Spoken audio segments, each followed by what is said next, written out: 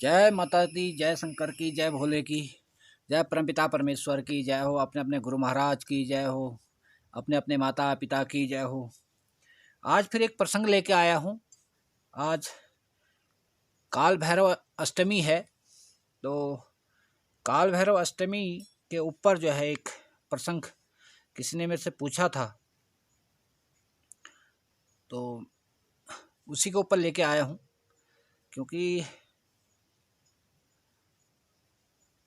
हिंदू पंचांग के अनुसार मंगशिर मास की कृष्ण पक्ष के अष्टमी के दिन काल भैरव जयंती मनाई जाती है।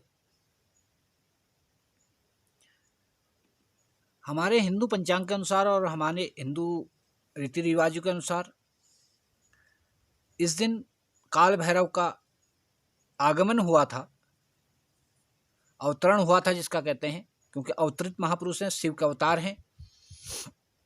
उसके पीछे भी एक कहानी है। जैसे कि आप शिव महापुराण पढ़ेंगे तो शिव महापुराण में एक अंश आता है जहाँ पे ब्रह्मा की उत्पत्ति विष्णु के नाभि कमल से होती है, और जब उत्पत्ति होती है तो ब्रह्मा और विष्णु में युद्ध शुरू होता है कि मैं बड़ा तू बड़ा करके। ब्रह्मा के अंदर अहंकार आ जाता है, जिस वजह से ब्रह्मा विष्णु से कहते हैं कि मैं तुम्हारा पिता हूँ, मैं सर्व करता हूँ, क्योंकि हर चीज़ को मैं जन्म देता हूँ तो मैं ही सर्वश्रेष्ठ हूँ। विष्णु कहते हैं कि हम पालनहार हैं, आपकी उत्पत्ति तो मेरे से हुई है। तो उनमें दोनों में विध्वंस शुरू हो जाता है, बहुत भयंकर युद्ध होता है, कई वर्षों तक चलता है। तो दोनों के युद्ध को नहीं रुकता देख, विनाश होता देख, तब परमपिता परमेश्वर भोलेनाथ बीच में एक पारद लिंग में बीच में अवतरित होते हैं, जिसका आदि और अंत नहीं होता। शर्त यही होती है कि जो इसका आदि अंत पता करके आएगा वह विजयी बहेगा। विष्णु वाराह रूप लेकर पृथ्वी के तल पे जाते हैं, मगर उनको अंत नहीं मिलता, वापस लौट आते हैं। ब्रह्मा आकाश की तरफ जाते हैं, उनको अंत तो नहीं मिलता, मगर केतकी के साथ सहवास कर करके उसको भी अपने पास फांस लेते हैं। केतकी उनकी जो कि नातनी है, आकर के फिर झूठ बोलते हैं और ऊपर से भोलेनाथ से कहते हैं कि तुम भी मेरे में समाज आ जाओ, क्योंकि तुम्हारी रक्षा मैं करूँगा, सब मैं करूँगा, तुम भी मेरे में आ जाओ। और तुम कहाँ भटक रहे हो? एक तो झूठ बोलते हैं, ऊपर से फिर उल्टा बोलते हैं, जिसमें भोलेनाथ के प्रारूप में भैरवनाथ प्रकट होते हैं, और सबसे छोटी उंगली से ब्रह्मा का वो शीश काट दिया जाता है जिससे उन्हें झूठ बोला था, पांचवा सर। और केतकी को श्राप देते हैं कि तुम मेरे पे आज से नहीं चढ़ोगी। और ब्रह्मा को भी श्राप दिया जाता है, जिस उच्च पद के कारण तुमने इतना सब कुछ रचा उससे तुम्हें निवृत्त किया जाता है। आज से तुम धरातल पे जाओगे, भूतल पे जाओगे, घर घर पूजे जाओगे, मगर तुम्हें जो है किसी मंदिर पे, देवालय पे स्थान नहीं मिलेगा। इसलिए ब्रह्मा का कहीं स्थान नहीं होता देवालय में, घर घर ब्रह्म रूप में पूजे जाते हैं। अब ब्रह्म हत्या लगने के कारण उसका चौथा शीश चल पड़ता है, तो ब्रह्म हत्या लगने के कारण काल भैरव उसको लेके पूरे ब्रह्मांड में घूमते हैं, ब्रह्मा के सर को लेकर के। फिर वो सारी जगह पहुंचते पहुंचते जो है लास्ट में उज्जैन काशी चले जाते हैं। उज्जैन काशी में जब जाते हैं, क्योंकि फिर उनके पीछे पीछे ब्रह्म हत्याणी भी पीछे पीछे चलती है, तो काशी में जाके वो समाप्त हो जाती है। और वहीं जा करके उनके हाथ से ब्रह्मा का शीश गिर जाता है। तो वहां पे एक स्थान है जिनको ब्रह्मकपाली भी कहा गया, और वहां पे जिससे भी किसी ब्रह्मा की हत्या होती है, या फिर ब्रह्मा का अपमान होता है, ब्राह्मण का अपमान होता है, ब्राह्मण की हत्या होती है, कुछ होता है, तो उसके पाप से निवृत्त होने के लिए तब उज्जैन जाया जाता है। तो वहां पे क्रिया करी जाती है। तो वहां पे विमुक्त होकर के तब फिर भोलेनाथ ने भैरव जी को वहां का कोतवाल घोषित किया। इसलिए वहां पे काशी का कोतवाल कहा जाता है ना।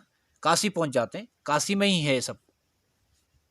सॉरी, मैंने महाकाल का, उसके लिए माफी, काशी में है, तब काशी के कोतवाल कहा गया। तो काशी में उनको कोतवाल निश्चित किया जाता है।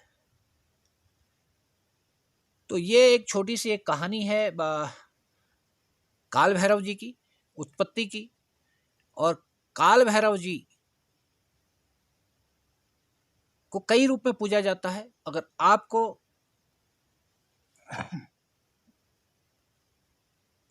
काला भैरव जी के बारे में ज्यादा पूजन करना है, क्योंकि काल भैरव की आज रात्रि पूजन होता है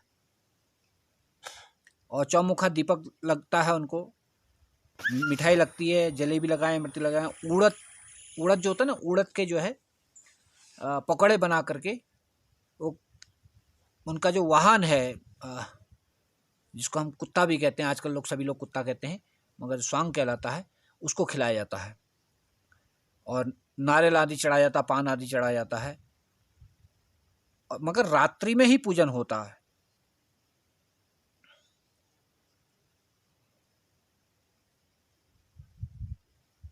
भैरव चालीसा का पाठ कर, चौमुखा दीपक लगा के भैरव चालीसा पाठ करें।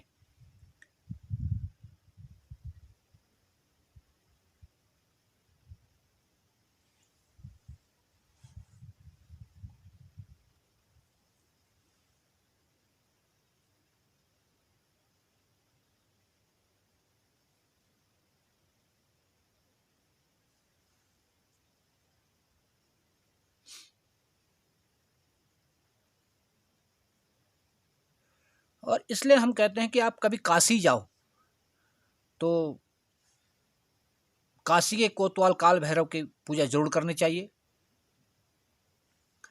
और वहां जाकर के आप देखते होंगे बहुत से अघोरी आपको मिलते हैं, क्योंकि वो काल भैरव की पूजा करते हैं, माँ काली की पूजा करते हैं, शमशान की पूजा करते हैं।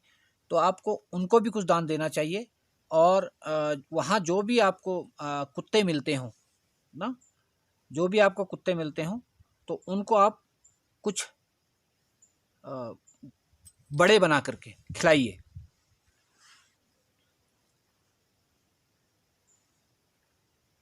और आज बिगर काल भैरव की पूजा करे आज का दिन अधूरा रहता, इसलिए मैं कहूँगा सभी लोग आज पूजा करना काल भैरव की। और